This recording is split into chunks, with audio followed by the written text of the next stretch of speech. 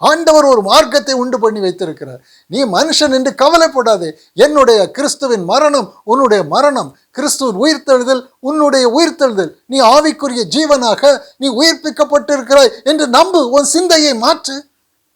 ஆண்டவர் சொல்லி இருக்கிறார் இல்ல, கிறிஸ்து உடனே கூட நான் சிலுவையில் அறையப்பட்டேன், கலாத்தியர் 2:20.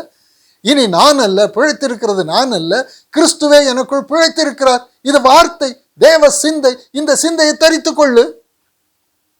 கொண்டு நான் மனுஷ ஜீவன் அல்ல, ஆவிக்குரிய ஜீவனாக கிறிஸ்து என்னை உயிர்ப்பித்திருக்கிறார். நான் கிறிஸ்துவோடு கூட உன்னதத்தில் இருக்கிறேன். என் ஜீவன் கிறிஸ்துவுடனே கூட தேவனுக்குள் மறைந்திருக்கிறது என்று ஆவிக்குரிய சிந்தையில் நீ உன் சிந்தையை மாற்றுவாயானால் நீ ஆவிக்குரியவனாக நடந்து கொள்வாய். ஒவ்வொரு சூழ்நிலைகளிலும் நீ தேவ பலனை பெற்றுக்கொள்வாய்.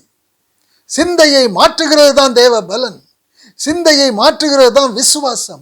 இந்த விசுவாசத்தில் தான் ஒரு மனுஷன் ஆவிக்குரிய ஜீவனாக மறுரூபம் அடைகிறான். இது தேவ ரகசியம், மறைக்கப்பட்ட தேவ ரகசியம், இயேசு கிறிஸ்துவில் வெளிப்படுத்தப்பட்ட ரகசியம். அவருக்கு கொடுக்கப்பட்ட அத்தனை சூழ்நிலைகளையும் கிறிஸ்து ஆதாயப்படுத்தினார். தமக்கு முன்வைத்த சந்தோஷத்தின் பொருட்டு அவமானத்தை எண்ணாமல் சிலுவையை சுமந்தார். அப்படித்தான் சொல்லப்பட்டிருக்கிறது. எபிரேயர் புஸ்தகம் ஆண்டவர் கிறிஸ்துவை குறித்து சாட்சி கொடுக்கும் பொழுது எபிரேயர் 12வது அதிகாரம் 2வது வசனம், கிறிஸ்து தமக்கு முன் வைத்திருந்த சந்தோஷத்தின் பொருட்டு அவமானத்தை எண்ணாமல் சிலுவையை சகித்து தேவனுடைய சிங்காசனத்தின் வலது பார்சத்தில் வீற்றிருக்கிறார். தமக்கு முன் வைத்த சந்தோஷத்தின் பொருட்டு சிலுவையை அவர் எப்படி பார்க்கிறாரு? தனக்கு ஒரு சந்தோஷம் வைக்கப்பட்டிருக்கிறது, ஒரு பெரிய ஸ்தானம் வைக்கப்பட்டிருக்கிறது. அந்த ஸ்தானத்தை எனக்கு கொண்டு வந்து கொடுக்கிற தேவ ஆசீர்வாதம் என்றுதான் விசுவாசித்தார். தன்னுடைய சிந்தையை மாற்றினார். இதன் மூலமாக நான் மட்டுமல்ல, முழு உலகமும் மனுக்குலம் முழுவதும் பரலோகத்துக்கு போகிற ஒரு வாசலை நான் திறந்து வைக்கிறேன். என்னுடைய மரணம் அவர்களின் மரணம், என்னுடைய உயிர்த்தெழுதல் அவர்களின் உயிர்த்தெழுதல், அனைவரும் என்னை போல ஆவிக்குரிய ஜீவனாக உயிர்த்தெழுவார்கள் என்கிற அந்த பரம சந்தோஷத்தின் பொருட்டு அவமானத்தை எண்ணாமல் சிலுவையை சகித்து தேவனுடைய சிங்காசனத்தின் வலது பார்சத்தில் வீற்றிருக்கிறார்.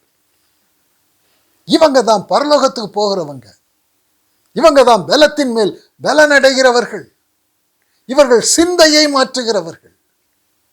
மனுஷ சிந்தையின்படி வாழாதே, அது பொய்யே. மனுஷ சிந்தை, மனுஷனுடைய புலங்கள் காண்பிக்கின்ற பௌதிக சூழ்நிலைகளை நம்பாதே. தேவனுடைய வார்த்தை மட்டும் நம்பு. சிந்தையை மாற்று. இதுதான் ஆண்டவர் கற்றுக் கொடுக்கிற காரியம். நீ உன் மனுஷ சிந்தையிலே உன் சூழ்நிலைகளை பார்ப்பாயானால் அழுகையின் பள்ளத்தாக்கு மகா அழுகையின் பள்ளத்தாக்காக தான் இருக்கும். உனக்கு முன்பு நிற்கக்கூடிய சூழ்நிலை ஒரு பெரிய கொடிய ராட்சசனை போல தான் இருக்கும். ஆனால் தேவ சிந்தையை நீ எடுத்துக்கொள்ளும் பொழுது அது தெள்ளுப்பூச்சாக மாறும். தேவ சிந்தையை எடுத்துக்கொள்ளும் பொழுது நீ பலவானாக மாறுகிறாய்.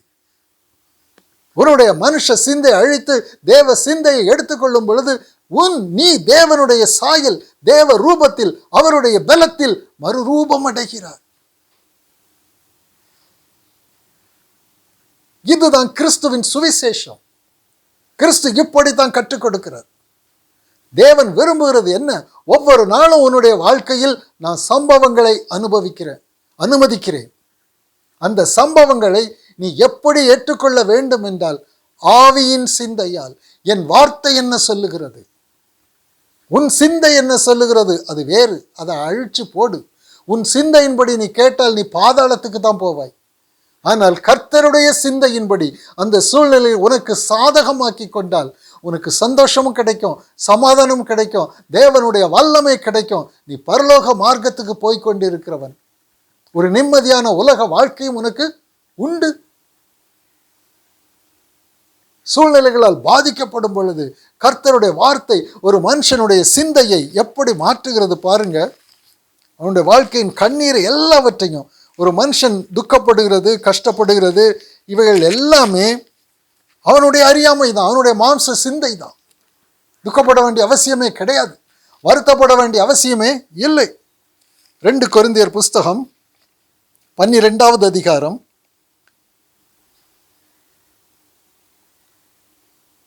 9வது வசனம், 2 கொரிந்தியர் 12வது அதிகாரம் 9வது வசனம்.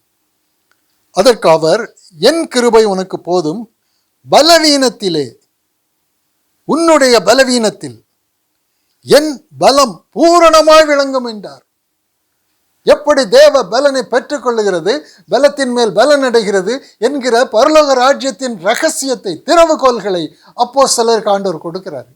என் கிருபை உனக்கு போதும், நான் உனக்கு கொடுக்கிற வாய்ப்புகள் உனக்கு போதும், நான் கொடுக்கிற அன்றாடம் கொடுக்கிற சூழ்நிலை போதும், கிறிஸ்துவின் மரணம் உயிர்த்தெழுதல் போதும், அதிலே அத்தனை கிருபையும் அடங்கி இருக்கு.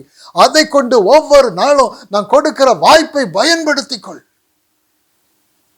இந்த சூழ்நிலை நீங்க வேண்டும் என்பது அல்ல, இந்த சூழ்நிலையை நான் ஜெயிக்க வேண்டும், இந்த சூழ்நிலை நீங்க வேண்டும் என்று சிந்திக்கிறவர்கள் மனுஷர்கள். இந்த சூழ்நிலை நான் ஜெயிக்க தேவ பலன் எனக்கு வேண்டும் என்று விரும்புகிறவர்கள் ஆவிக்குரிய சிந்தை உள்ளவர்கள், ஆவிக்குரிய ஜீவன்கள். இவர்கள் தான் பலன் அடைகிறவர்கள். என் கிருபை உனக்கு போதும், பலவீனத்திலே என் பலம் பூரணமாய் விளங்கும் என்றார். உன்னுடைய மாம்ச பலவீனத்தை பற்றி நீ கவலைப்படாதே. உன் வாழ்க்கையில் நடக்கிற எந்த ஒரு சம்பவத்தை பற்றியும் நீ கவலையே படாதே. அது கவலைப்படுகிறதற்காக கொடுக்கப்பட்டவை அல்ல, அதற்குள் மறைந்து இருக்கிற தேவ பலனை பெற்றுக்கொள்ளுகிறதற்காகவே. உன் பலவீனம் நீங்கி நீ தேவ பலனை பெற்றுக்கொண்டு மறுரூபம் அடைகிறதற்காகவே கொடுக்கப்பட்டிருக்கிறது. இன்னைக்கு உபத்திரவத்தை, சூழ்நிலைகளை உபத்திரவங்களாக காண்கிறவர்கள் ஒவ்வொருவரும் ஒருபோதும் தேவ பலனை அடையவே முடியாது. ஆண்டவர் பரலோக ராஜ்யத்தின் ரகசியத்தை நான் உனக்கு கற்றுக் கொடுக்கிறேன். எப்படி பரலோகத்துக்கு போகணும் பாரு. ஒரு சிறு மந்தை எப்படி போறாங்க, பலத்தின் மேல் பலன் அடைந்து சீயோனுக்கு போறாங்க. அழுகையின் பள்ளத்தாக்கை உருவ நடந்து சீயோனுக்கு போறாங்க. நீ எப்படி இருக்கிறாய்? அவர்களுடைய வாழ்க்கையில் அழுகையின் பள்ளத்தாக்கு கொடுக்கப்பட்டிருந்தது. அது அவர்களுக்கு அழுகையை உண்டாக்குகிறதற்காக அல்ல, துக்கத்தையோ துன்பத்தையோ நஷ்டத்தையோ மரணத்தையோ உண்டாக்குகிறதற்கு அல்ல, அவர்களுக்கு எந்த விதமான கேடும் உண்டாக்குகிறதற்கு அந்த அழுகையின் பள்ளத்தாக்குக்கு தேவன் அதிகாரத்தை கொடுக்கவே இல்லை.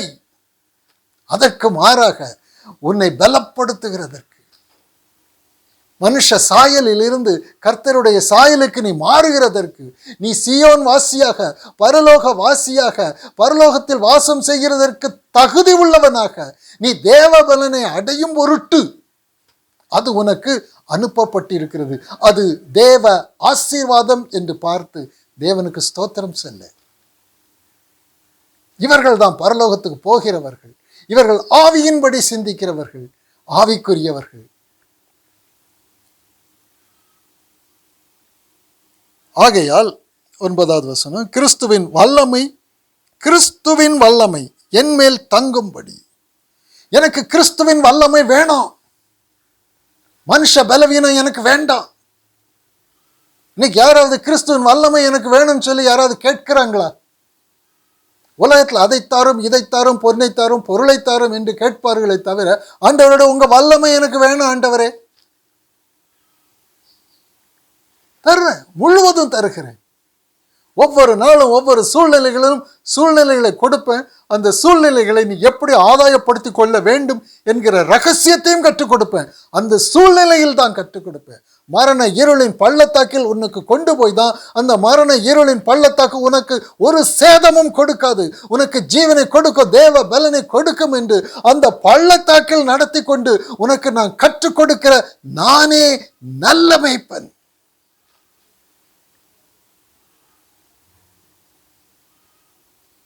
ஆண்டவர் நமக்கு கற்றுக் கொடுக்கிற காரியம் அந்த சூழ்நிலைகளின் வழியாக, அதுதான் ஜீவ மார்க்கம், தேவ மார்க்கம். அந்த மார்க்கத்தின் வழியாக நம்மை கடத்தி கொண்டு போய் அங்கே ஒரு பெரிய கல்வி, நாம் எப்படி தேவ பலனை பெற்றுக்கொள்ளுகிறது என்கிற கல்வியை ஆண்டவர் கற்றுக் கொடுக்கிற காலம், இடம் அது.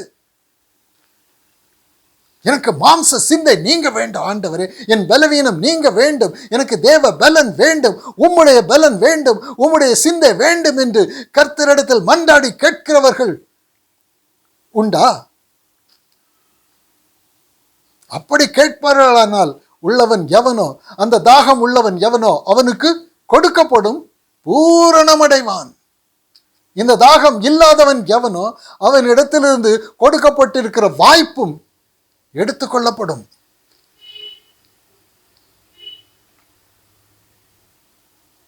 ஆகையால் கிறிஸ்துவின் வல்லமை என் மேல் தங்கும்படி. ஒரு சூழ்நிலை இருக்கு, அழுகையின் பள்ளத்தாக்கு இருக்கு. அந்த அழுகையின் பள்ளத்தாக்கு நீங்க வேண்டும் என்பது மாம்ச சிந்தை. இப்போ ஆவியின் சிந்தை. இந்த சூழ்நிலையின் மூலமாக கிறிஸ்துவின் வல்லமை என் மேல் தங்கும்படி என் பலவீனங்களை குறித்து நான் மிகவும் சந்தோஷமாய் மேன்மை பாராட்டுகிறேன். ஆவியின் சிந்தை. இவங்க தான் பரலோகம் போறவங்க. இவங்க தான் தேவ பலனை பெற்று பலத்தின் மேல் பலன் அடைந்து சீயோனுக்கு போகிறவங்க. தேவன் கொடுக்கிற வல்லமை அந்த சூழ்நிலையின் மூலமாக வருகிறதை காணக்கூடிய கண்கள் உள்ளவர்கள், கேட்கக்கூடிய செவி உள்ளவர்கள், உணரக்கூடிய இருதயம் உள்ளவர்கள். இவர்கள் ஆதாயப்படுத்துகிறவர்கள். பரலோகத்தை ஆதாயப்படுத்துகிறதுக்கு பூமியிலே ஒவ்வொரு நாளும் நமக்கு சூழ்நிலை கொடுக்கப்பட்டிருக்கிறது. அந்த சூழ்நிலைகளுக்குள் தேவ வல்லமை மறைந்திருக்கிறது. அதை நான் பொக்கிஷமாக்கி கொள்ளுகிறதற்கு என் மாம்ச சிந்தையை அழித்து தேவ சிந்தையை நான் தரித்து கொண்டால் ஒழிய பரலோகம் கிடைக்கவே கிடைக்காது. அதனாலதான் பரலோகத்துக்கு போகிறவர்கள் சிலர், பாதாளத்துக்கு போகிறவர்கள் அநேகராயிருப்பார்கள்.